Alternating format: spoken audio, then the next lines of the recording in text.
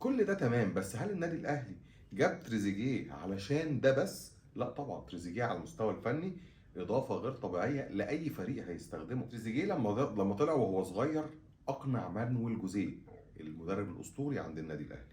المدرب ده ما كانش بيملى عينه لعيبه بسهوله.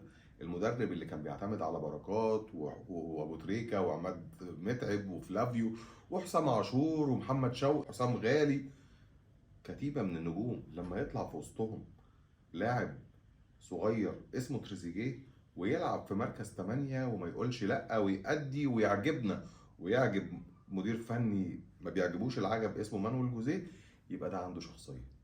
ولما يلعب ويشيل الفريق لوحده على كتفه في 2014، يبقى ده لعيب عنده شخصية. ولما يسافر يحترف في كل محطة بيروحها، أنا عيني على أبعد نقطة وأنا قادر على إثبات ذاتي لأني جاي من أفضل فريق في أفريقيا وأفضل فريق في المنطقة العربية، يبقى ده ابن أصول.